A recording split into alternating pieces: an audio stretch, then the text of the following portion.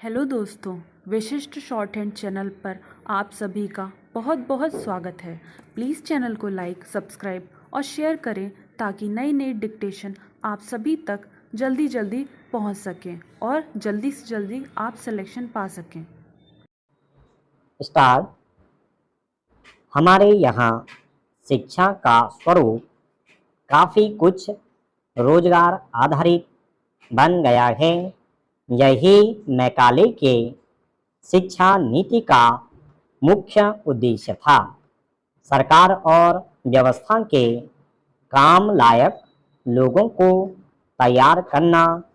वहीं शिक्षा पद्धति आज़ादी के बाद भी बनी रही, बल्कि शिक्षा को रोजगारमुखी बनाने पर जोर और बढ़ गया। इसमें कोई बुराई नहीं। जिस शिक्षा से आजीविका का प्रबंध न हो सके उस पर प्रश्न चिन्ह स्वाभाविक है, मगर हकीकत यह है कि रोजगार के बहुत सारे अवसर तकनीकी ज्ञान पर आधारित होते गए हैं। इस तरह पाठ्यक्रमों में उसी प्रकार के पाठ शामिल किए जाते हैं जो आगे चलकर विभिन्न अवसरों पर विद्यार्थियों के काम आ सकें। फिर जिस तरह शिक्षा को लेकर पूरी दुनिया में प्रयोग हो रहे हैं, उसमें कौशल विकास के नाम पर ज़्यादातर औद्योगिक ज़रूरतों को ध्यान में रखा जाता है। खासकर उच्च शिक्षा में उन्हीं पाठ्यक्रमों में अधिक भीड़ देखी जाती है जिन्हें पढ़कर विद्यार्थियों को ऊंचे वेतन वाली नौकरी पाने की संभावना अधिक रहती है। इस तरह धीरे धीरे पारंपरिक भारतीय ज्ञान परंपरा लगभग लुप्त होने को है। अच्छी बात है कि विश्वविद्यालय अनुदान आयोग ने उस ज्ञान परंपरा को सहेजने की पहल की है। विश्वविद्यालय अनुदान आयोग यानी यूजीसी ने देश के सभी विश्वविद्यालयों और शैक्षणिक संस्थानों को निर्देश जारी किया है कि वे अपने पाठ्यक्रमों में भारतीय पारंपरिक ज्ञान को समाहित करने का प्रयास करें। खासकर स्नातक स्तर पर ऐसे पाठ जरूर शामिल किए जाएं।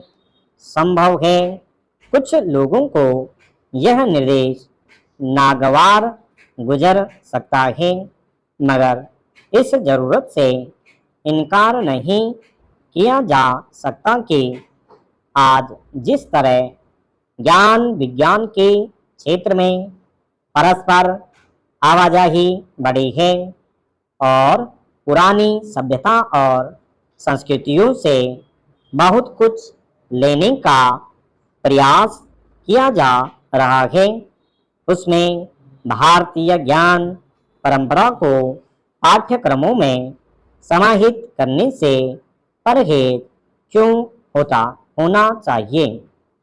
चिकित्सा, खगोल विज्ञान, स्थापत्य, रसायन विज्ञान आदि क्षेत्रों में भारत की ज्ञान परंपरा आज भी दुनिया के लिए आकर्षण का विषय है। अमेरिकी अंतरिक्ष एजेंसी अगर प्राचीन भारतीय खगोल विज्ञान की स्थापनाओं के आधार पर अंतरिक्ष के रहस्यों को सुलझाने का प्रयास कर रहा है, तो हमें उसे पाठ्यक्रम का हिस्सा बनाने से क्यों गुरेज होना चाहिए। अगर योग विज्ञान को दुनिया भर के चिकित्सा विज्ञान ने एक कारगर पद्धति मान लिया है, तो उससे जुड़े पाठ हमें क्यों नहीं पढ़ने चाहिए।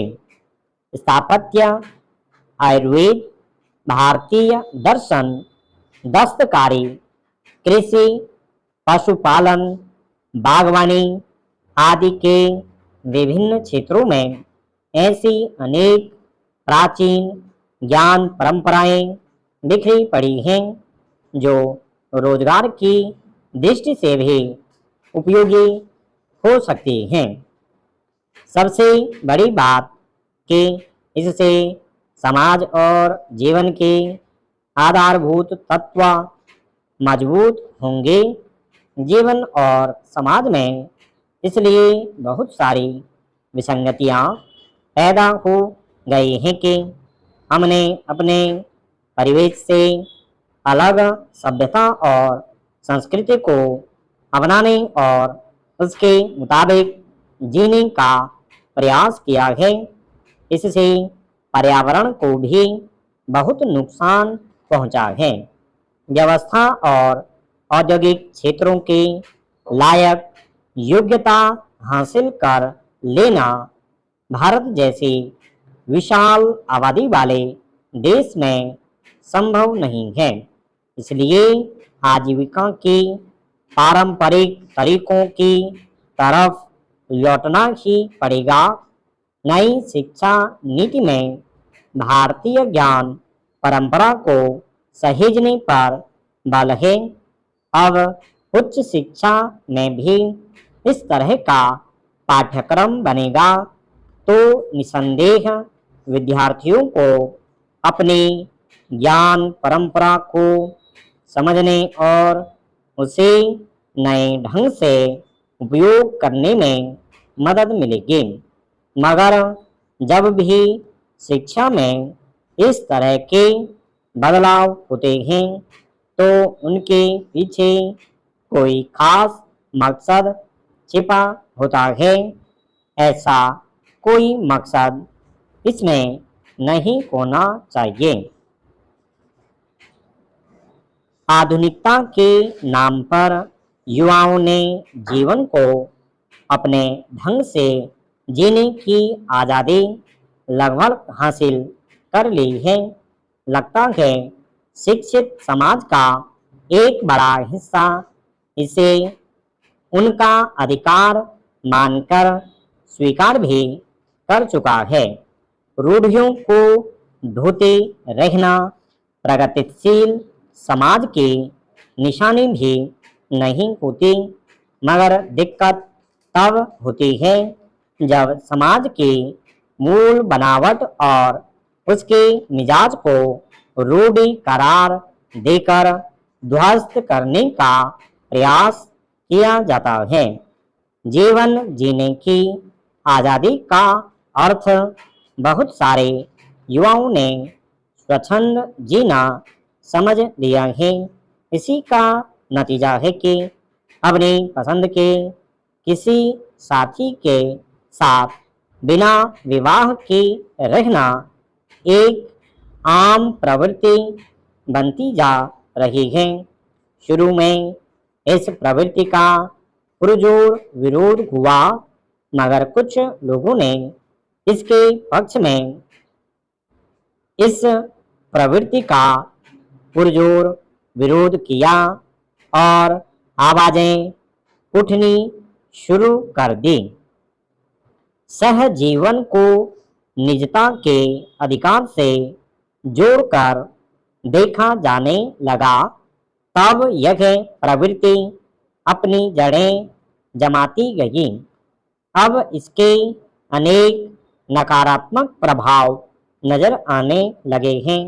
सहजीवन में रह रहे जोड़ों के हिंसक व्यवहार की अनेक घटनाएं सामने आ चुकी हैं, मगर इस प्रवृत्ति में कोई बदलाव नजर नहीं आ रहा।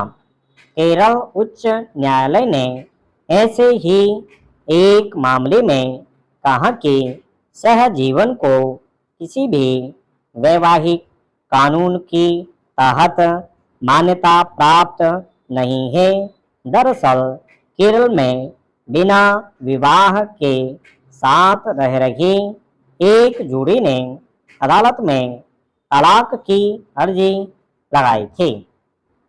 बिना विवाह किए साथ रहने में यह तो आज़ादी है कि दोनों में अगर किसी तरह का मतभेद होता है और वे अलग होना चाहते हैं तो हो सकते हैं।